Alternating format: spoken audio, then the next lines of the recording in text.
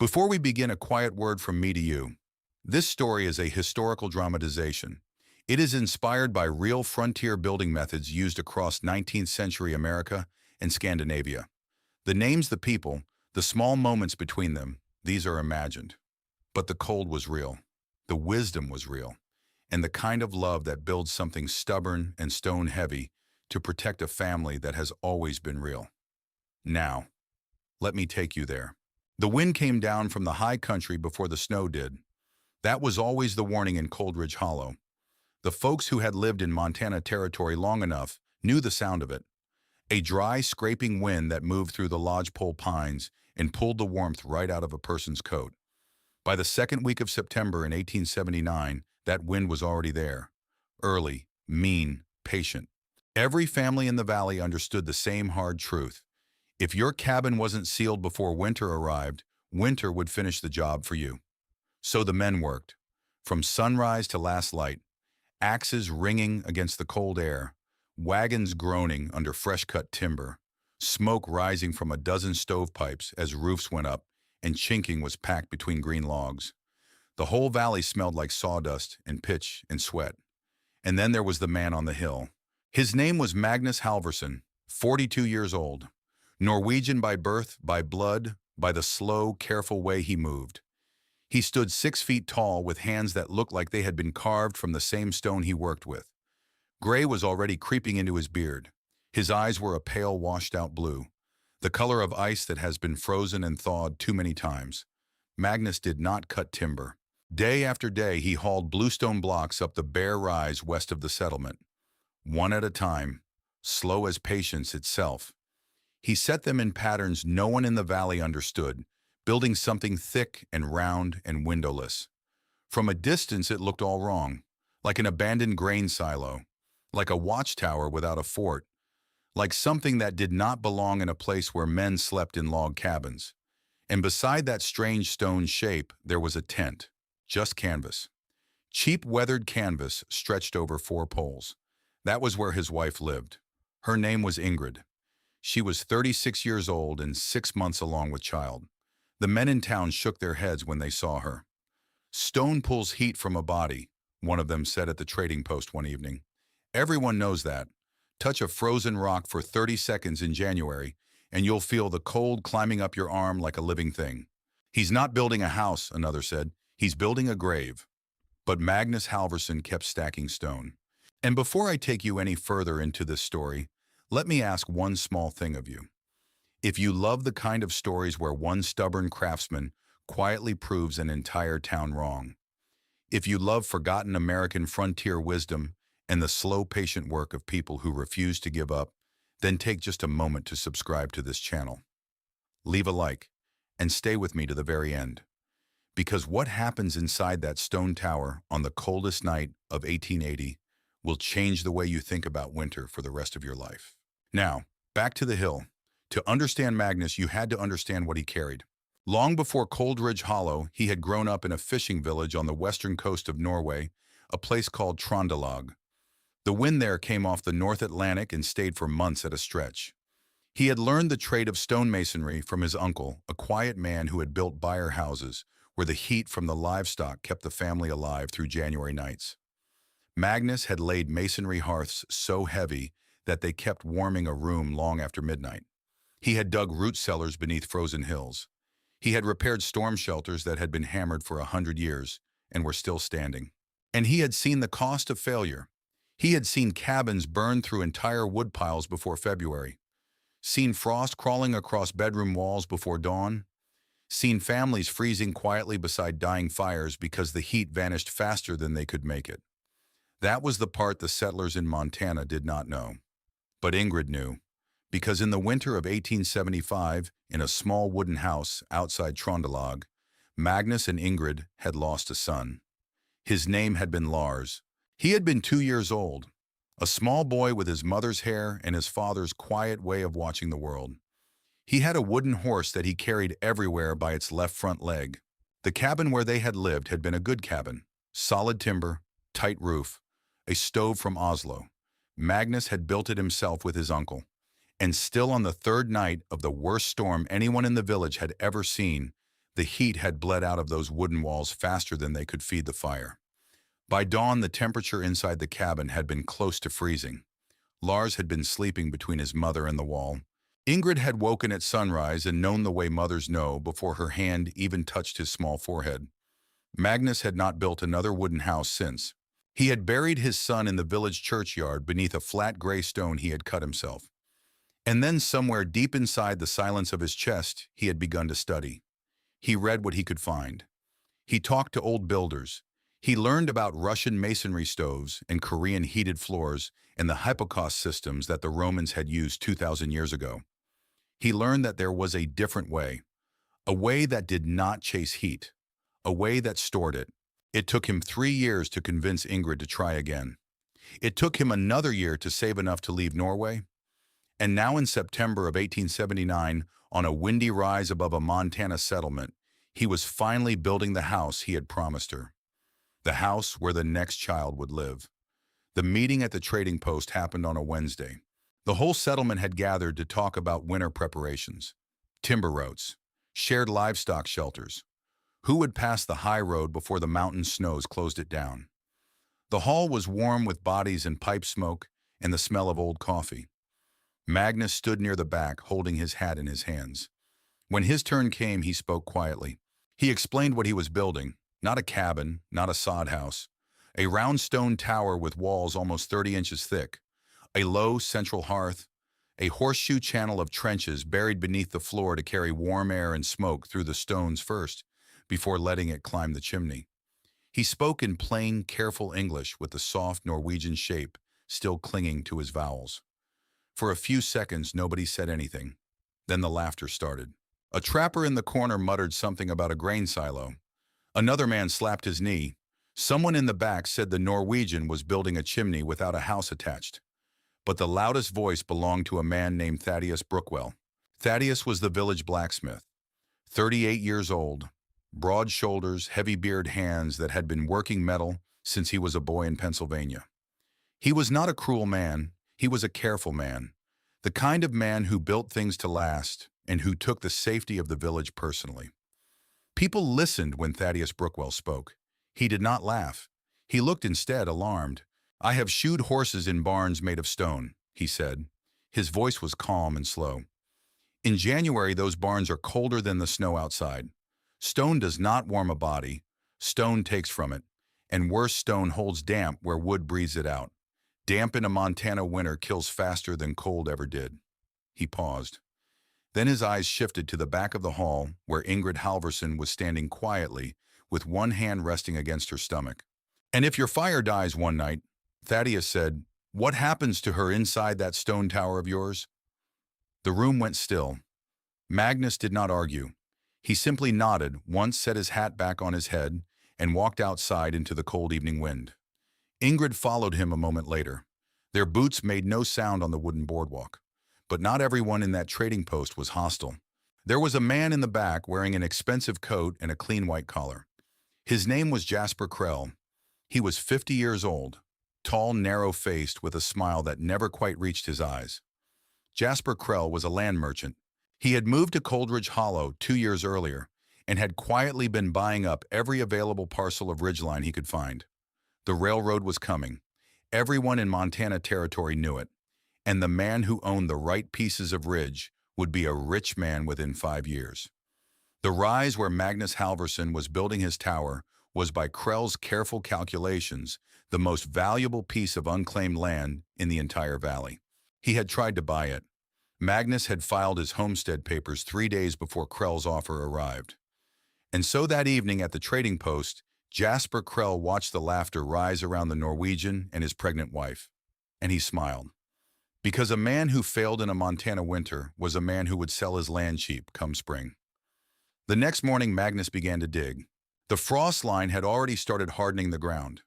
Every inch of soil fought back against the shovel.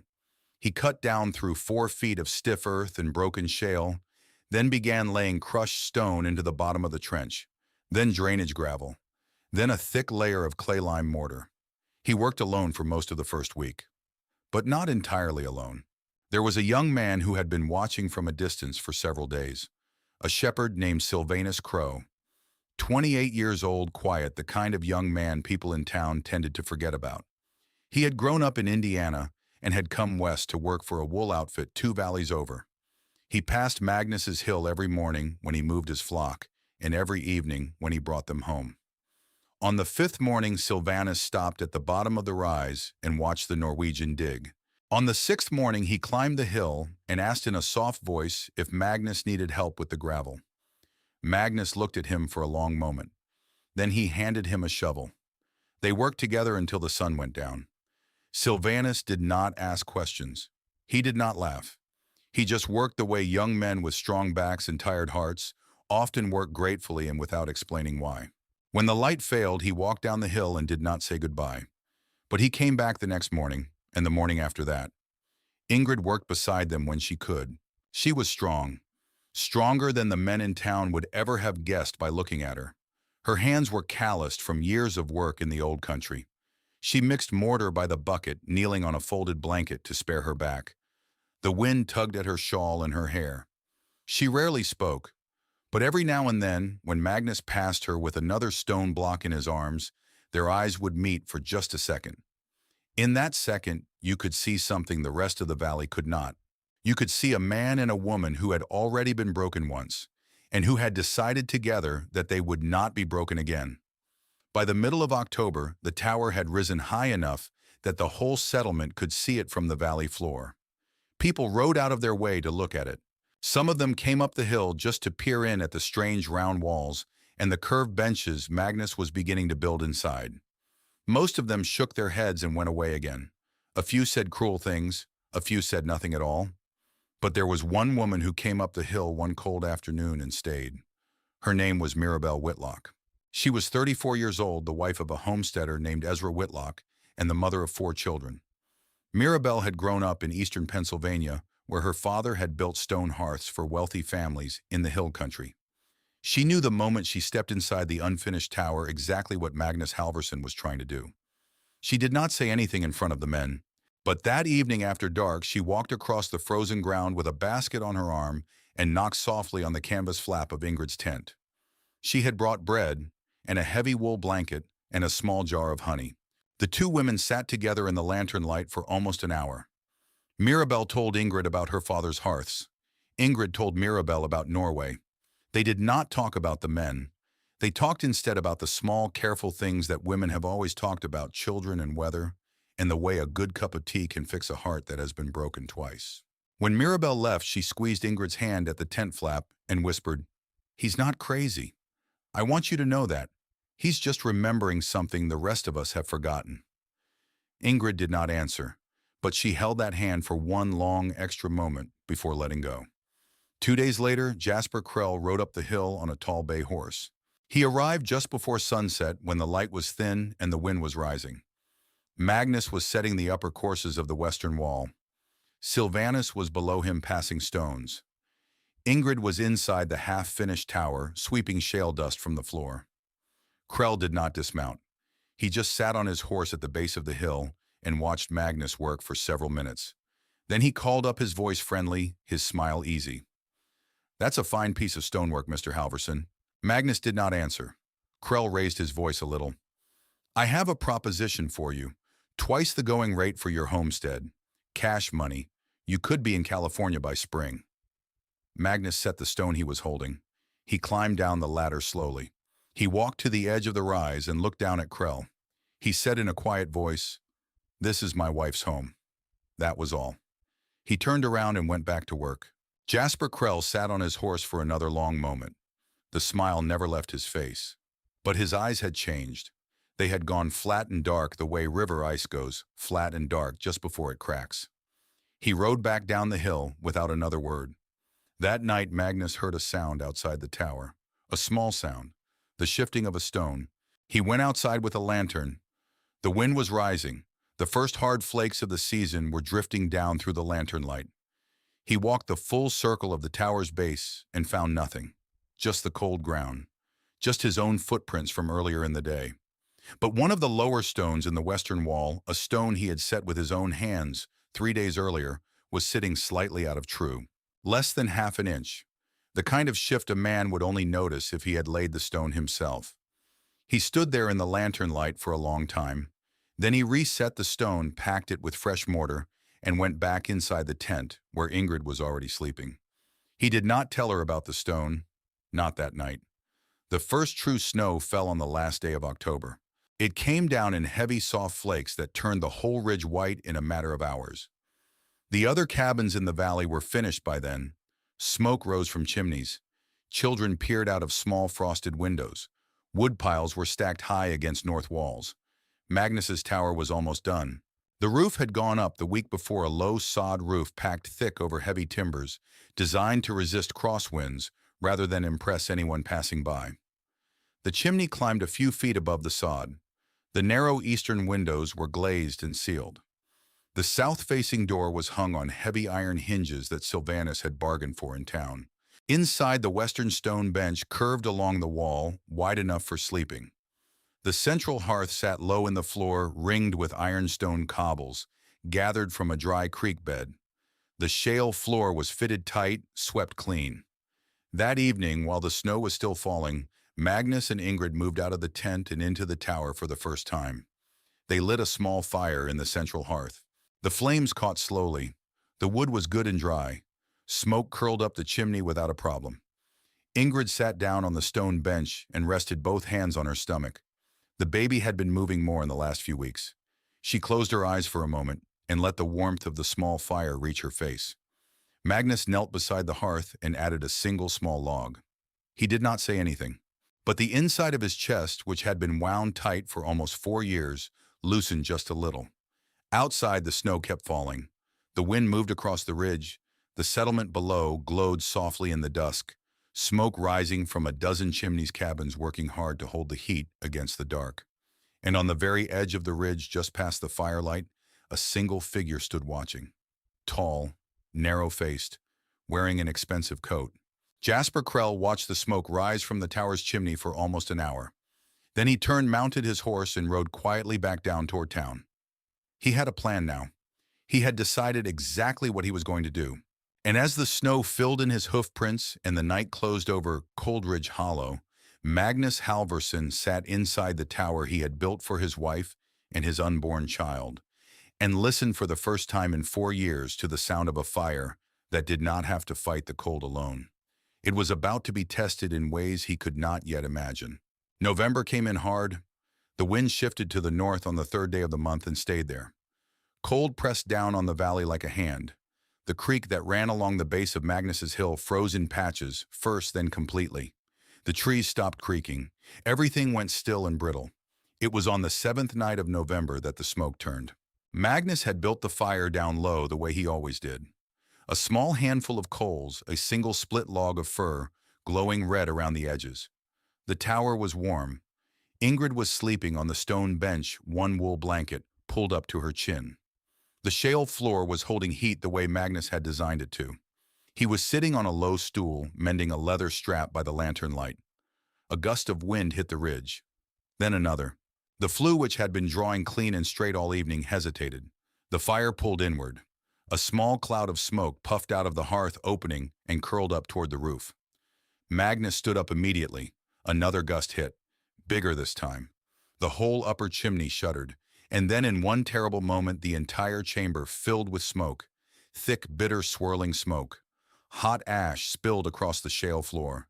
The fire spat sparks against the inside of the stone ring. Ingrid woke up coughing. Her eyes flew open. She tried to sit up. The smoke was already at the level of her face on the bench. Magnus crossed the room in 3 strides. He pulled the door open. Freezing air rushed in. Smoke poured out into the dark. He wrapped one arm around his wife's shoulders and half lifted her out into the snow. She was coughing hard. Her whole body was shaking. The cold outside was sharp and clean. She bent forward, hands on her knees, gasping. Magnus held a wool blanket over her shoulders. He did not speak. The wind howled across the ridge. A few flakes of snow blew sideways past the lantern light. It took her almost 10 minutes to get her breath back. When she finally straightened up, her face was pale, but her eyes were steady. She looked at Magnus. She said only one word. "Fix it." Then she turned and walked slowly and with great dignity back to the tent that still stood beside the tower. She would sleep there tonight. She would not go back inside that smoke-filled room until her husband had made it safe. Magnus stood in the snow for a long moment. Then he picked up the lantern and went to work. He worked all night. Stone by stone, he took down the upper courses of the chimney. He studied the angle of the flue. He rebuilt the cap higher. He added a small stone baffle near the flue entrance to break the rotating air currents that the curved tower walls had been creating. His hands were bleeding by midnight. He did not notice. He understood now that the round shape of the tower, the very thing that made it warm, was also creating wind eddies above the roof. When a strong gust came down from the north, it could press the smoke back down the flue instead of pulling it up. It was a mistake. His mistake. He did not blame the weather. He did not blame the design. He looked at the problem the way a man looks at a wound on a child he loves. He looked at it carefully, and he fixed it. By dawn, he was covered in soot from his beard to his boots. His coat was stiff with ash. His fingers had stopped bleeding because they had gone numb from the cold. He lit a test fire. The smoke climbed, straight up, clean and steady. He stood there in the gray morning light, watching that thin gray column rise into the Montana sky, and the breath he had been holding for 10 hours finally let go. He went to find Ingrid. She was sleeping in the tent, curled under 3 blankets. He knelt beside her and brushed a strand of hair from her forehead with one ash-blackened thumb. She opened her eyes. She did not need to ask. She just looked at her husband's face, soot-streaked and exhausted, and she smiled. It was the first smile she had given anyone since they had landed in New York Harbor 7 months earlier. What Magnus did not know, what nobody in Coldridge Hollow knew, was that the smoke incident had not been an accident. Sylvanus Crow was the one who figured it out. He was driving his flock back across the lower meadow that morning just after sunrise when he saw a man slipping down the backside of Magnus's hill. The man was wearing a long, dark coat. He was moving fast, glancing back over his shoulder. Sylvanus could not quite see his face from that distance, but he saw something in the man's hand, a short iron pry bar, the kind of tool a man might use to loosen a stone.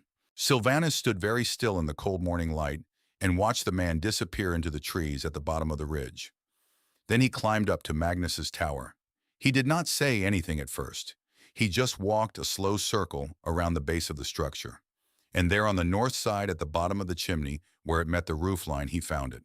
A small wedge of fresh mortar. Cracked. The stones around it had been pried ever so slightly out of true. Just enough to weaken the seal where the chimney met the wall. Just enough on a windy night to disturb the draw.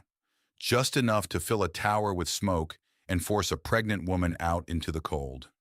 Sylvanus knelt by the cracked mortar for a long time. He was a quiet young man, slow to anger and slow to speak. But he understood, kneeling there in the snow, exactly what he was looking at. He also understood when he stood up and brushed the snow from his knees that he was afraid. Because the man he had seen sneaking down the hill that morning, the tall man in the dark coat, he knew who that was.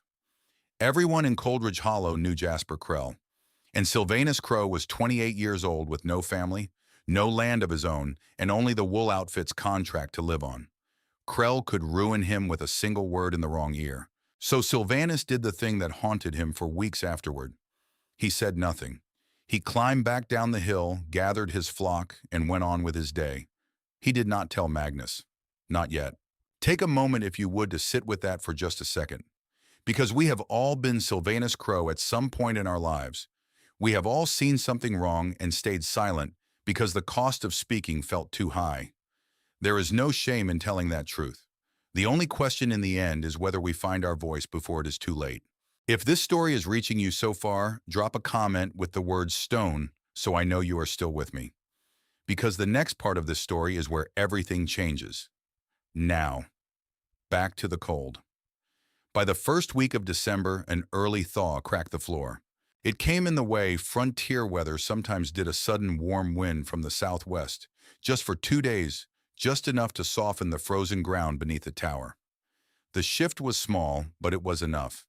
When the cold returned 48 hours later, a hairline crack appeared in the mortar of the western floor, running from the hearth ring toward the stone bench. It was a small crack, the width of a pencil lead, but it was enough for the news to travel. Within 3 days, half the settlement was talking about it. The Halverson Tower was failing.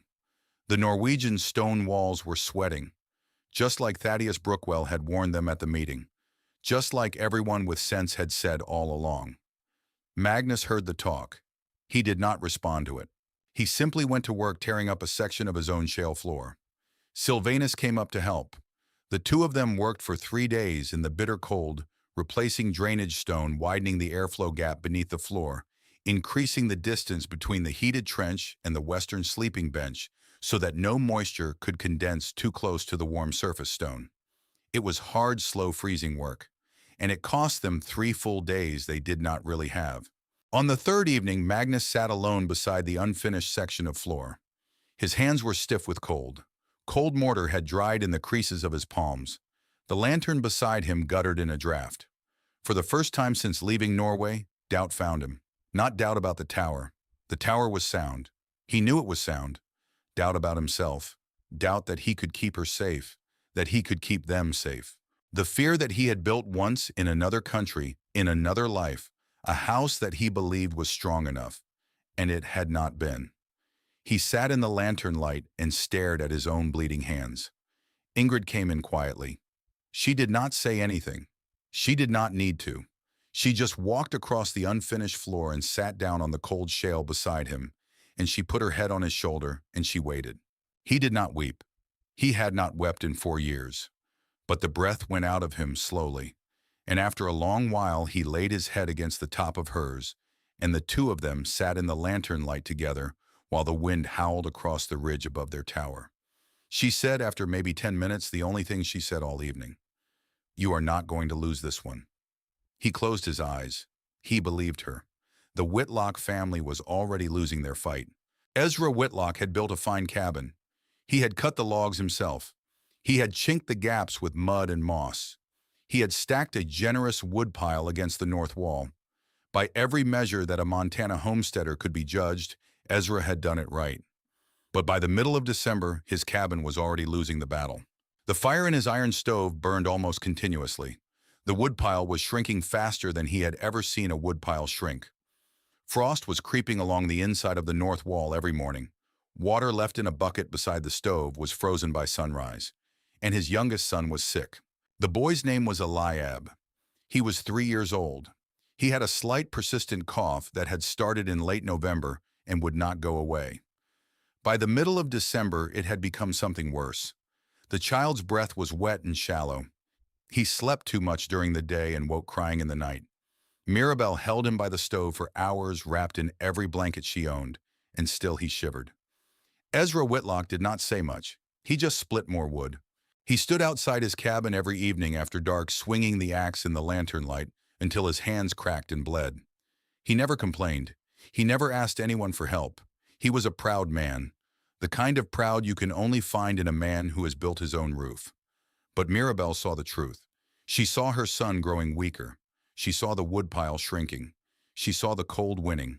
And she remembered every night the warmth she had felt inside that unfinished stone tower 3 weeks earlier. On the night of December 19th, little Eliab stopped breathing for almost 10 seconds.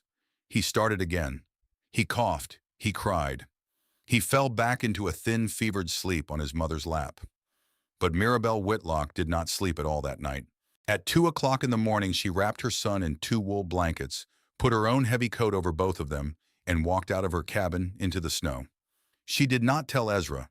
She walked 3/4 of a mile in the dark and air that was cold enough to crack a man's teeth, carrying a sick 3-year-old boy against her chest. She climbed the hill to Magnus Halverson's tower. She knocked on the heavy south-facing door. Ingrid opened it. Mirabelle did not say anything. She could not. Her face was streaked with tears that had frozen on her cheeks. She just held out her son. Ingrid took the boy without a word and brought him inside. The tower was warm, steady, even deep warmth that came up through the floor and out from the stone walls. Ingrid laid the child on the stone bench beside the small banked fire. She unwrapped him slowly. She pressed her palm gently against his small chest. His skin was cold, too cold. She looked at Magnus. Magnus put another small log on the fire. Not a big one, just enough. Then he picked up a folded wool blanket that had been warming against the western stone wall, and he laid it over Eliab Whitlock. The boy slept. Mirabelle sat down on the floor beside the bench. She put her hand over her son's small hand. She did not say anything for a long time. When the gray light of dawn finally came in through the eastern windows, the boy was breathing easier. His cheeks had a little color in them. He was still sick. He would be sick for a few more weeks. But he was no longer dying. Mirabelle looked up at Ingrid. She said in a voice almost too quiet to hear, "Thank you." Ingrid only nodded. Ezra Whitlock came up the hill at sunrise looking for his wife and his son. He stood in the doorway of the tower, snow on his boots, breath fogging in the cold morning air, and he looked at the warm stone walls and the small banked fire and his sleeping child. He did not speak. He just stood there for a long time. He had been raised to believe that a man took care of his own. He had been raised to believe that asking for help was a kind of failure. He had been raised to believe that a wooden cabin built by his own hands was the only home a real man should ever offer his family.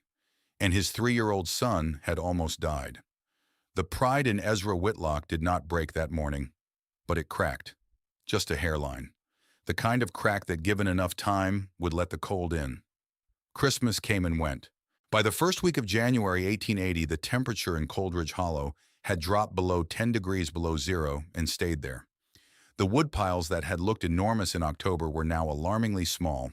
Men were riding out farther and farther into the timber to find dry standing wood. Women were waking at all hours of the night to feed starving stoves.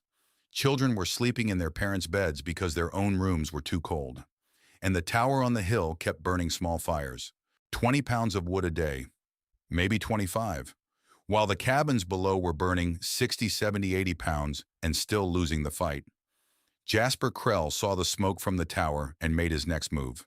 On the 4th of January, he walked into the trading post and laid a sheaf of papers on the counter. Land claim documents, property surveys. He gathered the men around and explained with great patience and great regret that the Halverson homestead was in fact sitting on a piece of land that had been part of the original township common grazing allotment. He had the papers right there. He had been researching it for weeks. The Norwegian had filed his claim incorrectly. The tower would have to come down. The Halversons would have to leave by spring. Thaddeus Brookwell was at the trading post that afternoon. He listened to Krell's explanation. He looked at the papers. He nodded politely. He did not say anything in front of the other men, but Thaddeus Brookwell was a blacksmith who had spent 20 years reading bills of sale contracts and deeds. He knew what real land office paperwork looked like, and the paperwork on Krell's counter did not look right. The seal was slightly off-center. The ink on one of the signature lines was a different shade than the rest of the document. The county surveyor's mark on the bottom corner was the kind of mark that someone might draw if they had only seen the real one once or twice from a distance. Thaddeus said nothing. But that night in his own cabin, he sat at his kitchen table with a single candle and turned those papers over and over in his mind. He did not like Magnus Halverson. He thought the Norwegian was stubborn and strange. He thought the tower was a foolish, dangerous gamble, but he also did not like a liar. And Jasper Krell, he was starting to realize, was a liar. On the night of the 8th of January, the storm came. It rolled down from the high country just after dark. The temperature dropped from 10 below to 30 below in less than 2 hours. The wind picked up to a howl. The snow came in sideways. Within an hour of full dark, you could not see 20 feet from a lantern. It was the kind of storm that killed. And inside the tower, Ingrid Halverson went into labor. It came on suddenly. She had been sitting on the stone bench mending a sock when the first hard contraction took her. She set the sock down very carefully. She put one hand against the stone wall to steady herself. She said only, "Magnus." He was already on his feet. The baby was not due for another 2 weeks. But babies, as every woman in every country has always known, come when they come. Magnus knelt in front of her and took both of her hands. He said, "I will get Cordelia." Cordelia Stoneferry was the only midwife in the valley. She was 60 years old, born in Tennessee with hands like worn leather and a voice like dry grass. She had brought more than 300 babies into the world. She lived in a small cabin at the far end of the settlement, almost 2 miles away. In that storm, 2 miles might as well have been 20. Ingrid gripped his hands tight. She said, "No, you stay. You stay with me." He looked at her. The wind screamed against the south wall of the tower. He understood. He could not leave her. He would not. But someone had to go. And then he remembered Sylvanus. The young shepherd had been sleeping in the small lean-to Magnus had built against the south wall of the tower for the last 2 weeks. Sylvanus had asked quietly one evening if he could shelter there until spring. His wool outfit's bunkhouse was a long walk down in the lower valley, and the shepherd had taken to staying close to the ridge to help with small repairs and to keep watch through the worst nights. Magnus had said yes. The lean-to was rough but dry. Magnus opened the door and called his name once into the storm. Snow blew in. A moment later, Sylvanus pushed his way through the drifts to the doorway, already half-dressed, already understanding from the look on Magnus's face. Magnus said 2 words. "Cordelia, hurry." Sylvanus turned and ran back into the dark.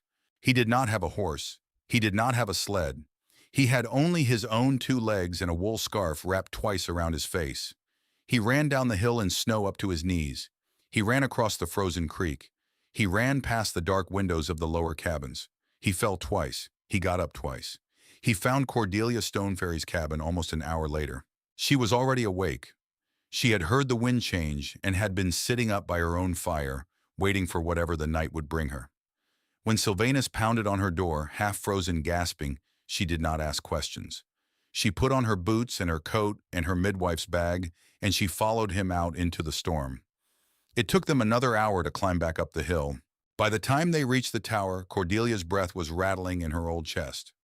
The last steep stretch up the ridge had nearly taken her. Sylvanus had half carried her, one of her arms slung over his shoulder, his own arm tight around her waist, the 2 of them stumbling together through drifts that came up to her knees. Magnus opened the door. Inside the tower, Ingrid Halvorsen was kneeling on the stone bench, her forehead pressed against the warm western wall, breathing in long, steady waves. The fire was small. The room was warm. The shale floor held heat. The stones held heat. Cordelia took off her coat. She washed her hands in the iron basin Magnus had heated for her. She knelt down beside Ingrid and put one old gentle hand on the woman's back. She said, "We are going to do this together, child." And outside, the wind tore at the ridge, and the temperature kept falling, and the rest of Coldridge Hollow was burning the last of its dry wood in a desperate fight just to stay above freezing. But inside the tower of stone, in the steady warmth that one stubborn Norwegian had built for his wife with his own hands, a daughter was born. She came into the world at almost 4 o'clock in the morning on the 9th of January in the year of our Lord, 1880. She was small, she was pink, she was healthy. Magnus held her for the first time as the gray light of dawn was just beginning to push at the eastern windows. He looked down at her small face. He thought of another small face, 4 years gone, buried beneath a flat gray stone in a churchyard half a world away. He whispered her name, Solveig. It meant, in his language, the path of the sun, the first warm thing after a long winter. And in the corner of the tower, Cordelia Stoneferry, who had brought 300 babies into the world, sat down very slowly on a low stool and wept. She had never in all her 60 years brought a child into a room as warm as this one. The storm did not break for another 2 days, but the tower held. While the rest of Coldridge Hollow burned through its last reserves of dry firewood, while families stuffed rags into door cracks and slept 4 to a bed for warmth, while the temperature outside dropped to 40 below and stayed there inside the round stone walls on the ridge, a Norwegian stonemason and his wife slept beside their newborn daughter, and the fire in the central hearth was no larger than a man's 2 hands. On the morning of the 11th of January, the wind finally died. The sun rose clean and cold over a valley buried in fresh white. Smoke climbed slowly from a dozen chimneys. Doors creaked open. Men stepped outside to assess the damage. And Sylvanus Crow, walking his flock through the lower meadow, looked up at the tower on the ridge and saw something that made him stop in his tracks. Every chimney in Coldridge Hollow was pushing thick black smoke into the morning sky. Every single one. The cold of the last 2 days had been so brutal that every family had been burning hard, full fires for almost 48 hours straight. The smoke was heavy and dark, except the tower. The tower's chimney was releasing a thin, gentle ribbon of pale gray smoke, the kind of smoke that comes from a small, well-tended fire. almost like the fire of a man who is brewing morning coffee. Sylvanus stood in the snow and stared. His first thought was that the fire had died, that Magnus had run out of wood, that something was terribly wrong. He left his flock and ran up the hill. He pounded on the door, his heart in his throat. Magnus opened it. He was wearing wool trousers, thick socks, and a plain gray sweater. No coat, no frost on his beard. He was smiling very slightly, and he was holding a small bundle wrapped in white blankets against his chest. Behind him, Ingrid was asleep on the stone bench. The room was warm. Sylvanus stepped inside and put one bare hand against the curved inner wall of the tower. The stone was warm. At 40 below zero, with only a small fire burning, the stone was warm. He could not speak. He stood there with his hand on the wall and stared at the sleeping woman and the sleeping baby and the small banked coals of the hearth. Magnus said quietly, "Her name is Solveig." Sylvanus nodded slowly. He could not trust his voice. He stayed only long enough to make sure all was well. Then he walked back down the hill into the valley, and he started to talk. He told the wool outfit. He told the trading post. He told everyone who would listen. He said, "I felt the stone wall with my own hand at 40 below. The walls were warm." By that afternoon, half the settlement was talking about it. Some of them did not believe him. Some of them thought he had been out in the cold too long and was seeing things. Others started to remember the stories Mirabelle Whitlock had been quietly telling for the last 2 weeks. About a sick child who had been saved on a stone bench. About a kind of warmth they had never felt in a cabin made of wood. By evening, a man named Captain Ambrose Holloway had decided to climb the hill himself.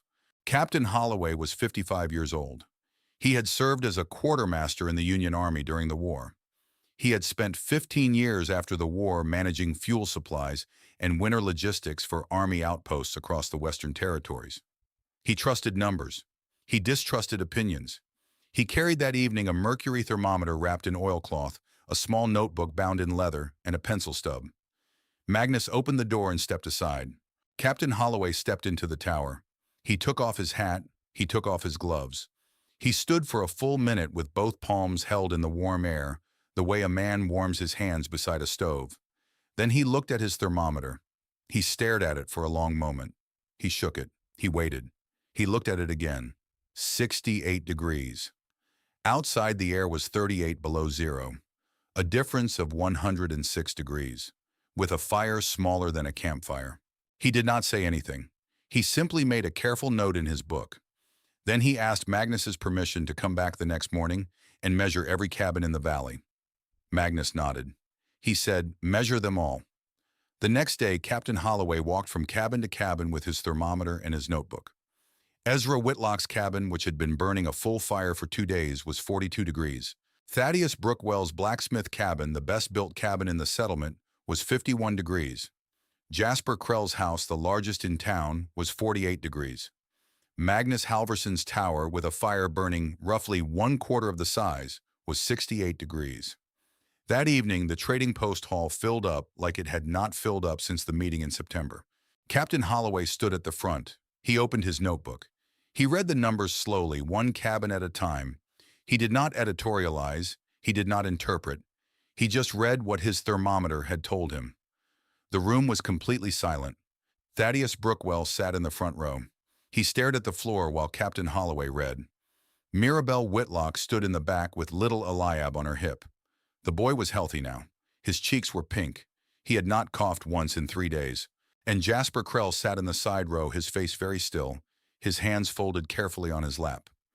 When Captain Holloway finished reading, he closed his notebook. He said, "The stone tower is, by my measurement, 11 to 17 degrees warmer than every other cabin in this settlement. It is using less than 1/4 of the fuel." He paused. Then he added, "I have served as a quartermaster in 3 winter campaigns. I have measured a great many stoves and a great many cabins. I have never seen numbers like these." The hall was quiet, and then slowly Sylvanus Crow stood up. The young shepherd had not spoken at a town meeting in his entire life. His hands shook slightly, but he stood. He said, "I have something to tell you all." He told them about the morning in November, about the man in the dark coat, about the iron pry bar, about the loose stone he had found at the base of the chimney, about the smoke that had nearly killed a pregnant woman. He looked only once at Jasper Krell. Krell's face did not move, but every man in that hall turned and looked at him. And then Thaddeus Brookwell stood up. He pulled a folded paper out of his coat pocket. He laid it on the table at the front of the room. It was the land claim document Krell had brought in 5 days earlier. Thaddeus said, "I have been a blacksmith for 20 years. I have read more bills of sale and deeds than most of you have ever seen. This document is a forgery." He pointed to the seal. He pointed to the ink. He pointed to the surveyor's mark. He looked at Krell. He said only, "You did not do that well." And then Mirabelle Whitlock walked to the front of the room holding her son. She did not speak loudly. She did not need to. She said, "On the night of December 19th, this child stopped breathing. I took him up that hill in the middle of the night. The Halversons did not ask why. They did not turn me away. My son is alive because of that stone tower." She paused. Then she said, "And I will not stand by while anyone tries to take it from them." The hall stayed silent for a long, long moment. And then Captain Holloway spoke one last time. He said very quietly, "Mr. Krell, I think you should leave this hall." Jasper Krell stood up. He picked up his hat. He smoothed the brim. He looked around the room once slowly at every face that was now turned against him. He did not say a word. He walked out of the hall into the cold January dusk. Captain Holloway sent a written report to the United States Marshal's office at Fort Benton the following week, with the forged document folded inside and Sylvanus Crow's sworn account attached. Word came back in the spring. Krell had been arrested in Idaho Territory, trying to pass himself off as a railroad land agent with a different forged set of papers. He was tried and convicted in May. He served 4 years at the Territorial Prison in Deer Lodge. He never returned to Coldridge Hollow. The test of the tower came 3 nights later. It was Captain Holloway's idea. He proposed it gently at the trading post with no malice in his voice. He said he wanted to settle the question for all time. He wanted to know for the record, for the territory, for whatever pieces of paper history would later care about, exactly what the stone tower could do. He proposed letting the fire die, completely. No fresh wood, no banking, no hidden coals. If the tower truly stored heat, the way Magnus claimed, then the stones themselves would prove it. Magnus agreed without hesitation. That evening, just after sunset, Magnus let the last split log burn down in the hearth. The flames flickered. The coals glowed. Then slowly the coals turned gray. Captain Holloway recorded the interior temperature with his thermometer. 67 degrees. Outside, the wind picked up.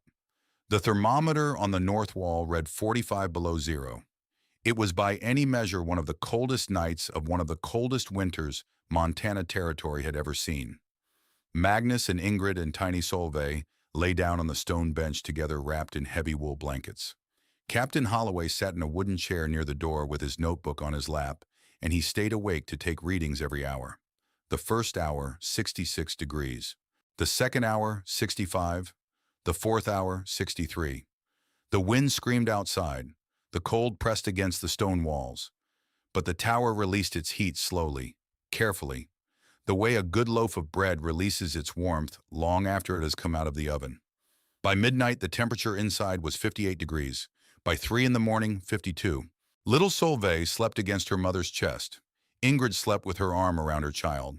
Magnus slept the kind of sleep a man only sleeps after he has carried a great weight for a very long time and has finally been allowed to set it down. At 6 in the morning, 11 hours after the fire had completely died, Captain Holloway took his final reading. 38 degrees, above freezing. The tower had held above freezing all night in 45 below zero outside, with no fire at all. Captain Holloway closed his notebook.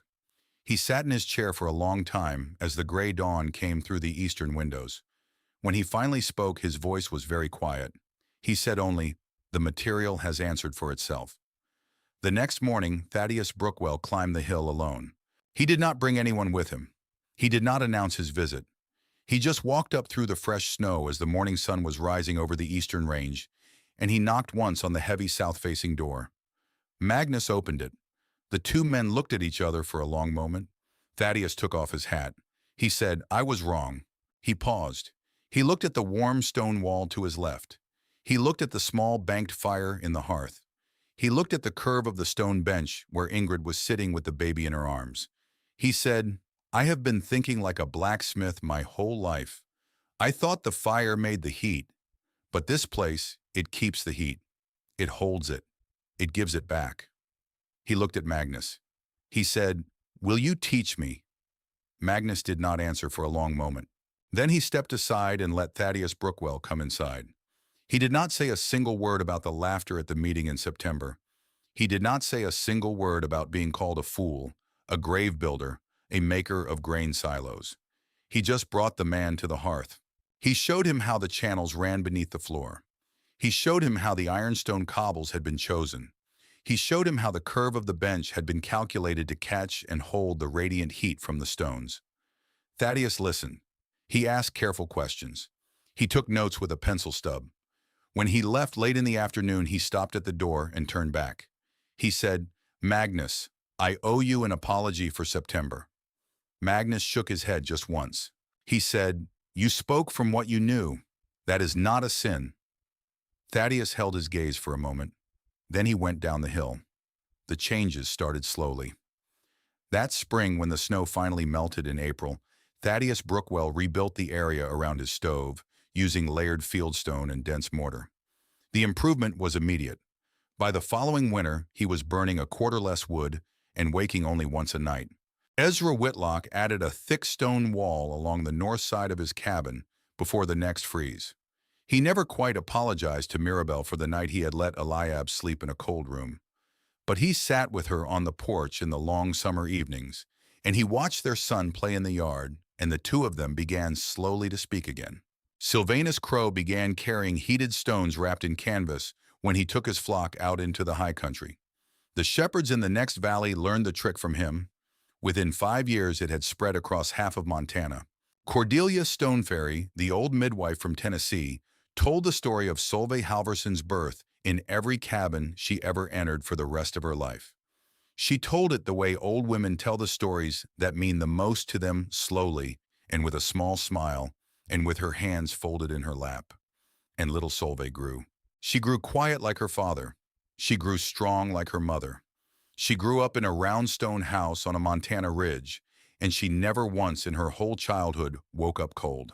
By the winter of 1881, more than a dozen families in Coldridge Hollow had added stone elements to their cabins. By 1885, the method had spread to 3 other settlements in the territory. Travelers from as far away as Wyoming and Idaho rode into Coldridge Hollow to see the round stone tower on the ridge and to ask the Norwegian how he had done it.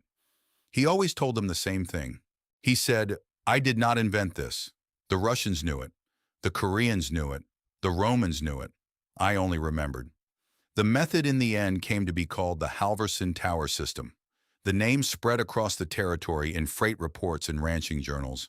It even made its way eventually into a building manual published in St. Paul in 1894. Magnus and Ingrid lived in that tower for the rest of their lives. Magnus passed in the autumn of 1908. He was 71 years old. He died in his own stone house on his own stone bench, with his wife's hand in his, and his daughter standing beside him. Ingrid lived another 6 winters. She was found on a cold March morning sitting up in the rocking chair Magnus had built for her, with a wool shawl around her shoulders and a quiet smile on her face. The fire in the hearth had not even died yet. Solveig Halvorson grew up to become a teacher. She taught school for 40 years in a small Montana town, not far from Coldridge Hollow. She married a kind man, a railroad engineer named Lewis. She had 3 children of her own. She kept her parents' tower exactly as it had been built. And every winter for the rest of her life, she would bring her own children up to that round stone house and light a small fire in the central hearth, and she would tell them quietly the way her father had told her about a man from Norway who had remembered against all the laughter and all the doubt of an entire valley, the old ways of holding warmth. She would tell them about Lars, the little brother she had never met.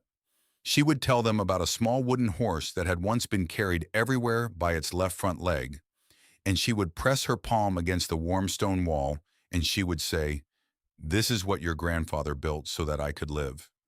Take one last quiet moment with me before we close." Because the truth at the heart of this story is older than Magnus Halvorson and older than Coldridge Hollow and older than any of us watching this together tonight. Long before Montana Territory ever existed, other people in other countries had already learned the same hard lesson. The Russians with their great masonry stoves, the Koreans with their heated ondol floors, the Romans with their hypocaust systems, the Pueblo peoples of the American Southwest with their thick adobe walls. Again and again across centuries and continents, men and women who faced brutal winters discovered the same quiet truth. Heat that is stored survives longer than heat that is chased. And nature does not care where wisdom comes from. It does not care who said it loudest at the town meeting. It does not care who held the most respected job, or who had the most expensive coat, or who had the biggest woodpile. It only cares whether the wisdom works. That was the real lesson in the end, waiting inside the stone tower on the ridge above Coldridge Hollow. Not pride, not invention, not even victory. Only respect for knowledge proven under pressure. Because the winner never cared who sounded confident. It only cared who stayed warm. And before you go tonight, I want to ask you one small thing. Something I have been asking everyone who finds their way to the end of this story. What is one piece of old quiet wisdom that you remember from your own grandparents? Some small bit of practical knowledge or homemaking craft or hard-won frontier sense that you are afraid the modern world has already begun to forget? Tell me in the comments. I read every single one, and I am collecting them slowly for stories still to come. Because the old wisdom does not die unless we let it. And you and I, sitting together tonight, we still have time to remember. Thank you for staying with me to the end. May your fires burn small and steady. May your walls hold their warmth. And may you always have on the coldest nights a place that someone who loved you built with their own two hands. Good night.